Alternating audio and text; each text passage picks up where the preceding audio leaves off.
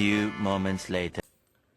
Assalamualaikum warahmatullahi wabarakatuh. Perkenalkan, nama saya Muhammad Rafiul Amri, nomor NPM 24130028. Perkenalkan, nama saya Galang Francisca dengan nomor NPM 24130007. Perkenalkan, nama saya Muhammad Rizky dengan nomor NPM 24130029. Di sini kami dari kelompok 5 yang berjumlahkan 3 orang. Di sini kami akan mengedukasi dan menjelaskan tentang kesehatan mental yang berjudul Mekanisme Pertahanan Diri dan dalam Kesehatan Mental. A few inches later. Untuk yang pertama, saya akan langsung menjelaskan mengenai pengertian mekanisme pertahanan diri. Mekanisme pertahanan diri adalah cara otomatis yang digunakan oleh pikiran kita untuk melindungi diri dari perasaan yang menyakitkan, stres, rasa malu, atau konflik batin yang sulit dihadapi secara langsung. Mekanisme ini bekerja tanpa kita sadari dan membantu menjaga keseimbangan emosi kita agar tetap berfungsi dengan baik. Terutama saat menghadapi tekanan emosional, mekanisme ini biasanya terjadi secara otomatis dan di luar kesadaran individu. 2 hours later. Baik, materi yang selanjutnya ada jenis-jenis mekanisme pertahanan diri yang umum digunakan individu. Yang pertama ada penyangkalan. Seseorang menolak menerima kenyataan yang menyakitkan. Dan yang kedua ada represi atau repression, menekankan ingatan atau perasaan yang tidak menyenangkan ke alam bawah sadar. Dan yang ketiga ada proyeksi atau projection, memindahkan perasaan negatif yang ada dalam diri ke orang lain. Dan yang keempat ada regresi atau regression, kembali ke perilaku masa kecil saat menghadapi stres.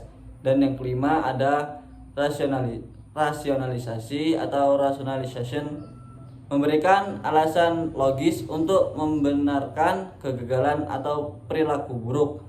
Dan yang keenam ada sublimasi atau sublimation, melakukan dorongan negatif ke aktivitas positif. Dan yang ketujuh ada displacement atau pengalihan, mengalihkan kemarahan dari sumber asli ke objek yang lain lebih aman. Dan yang ke-8 ada intelektualisasi, menghadapi masalah dengan cara rasional dan analisis tanpa melibatkan emosi.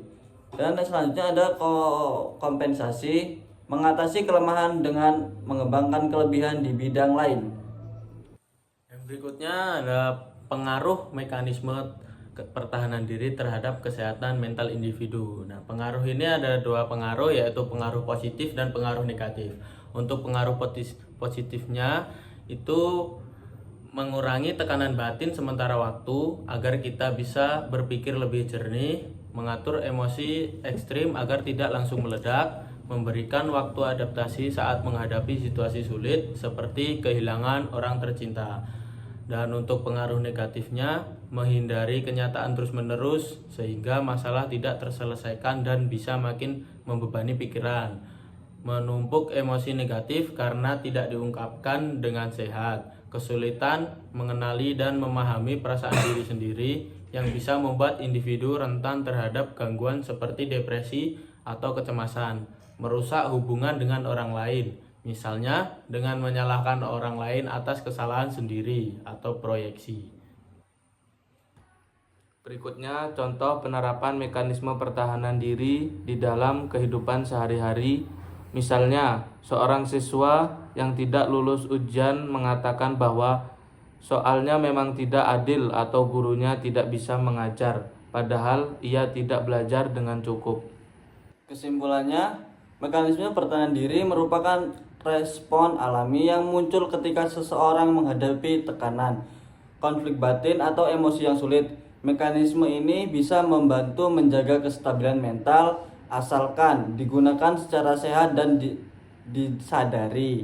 Mekanisme yang adaptif seperti sublimasi atau humor dapat membantu individu mengelola emosi dengan cara positif. Sebaliknya, mekanisme yang tidak sehat seperti penyangkalan atau pelampiasan justru bisa memperburuk stres dan merusak hubungan sosial.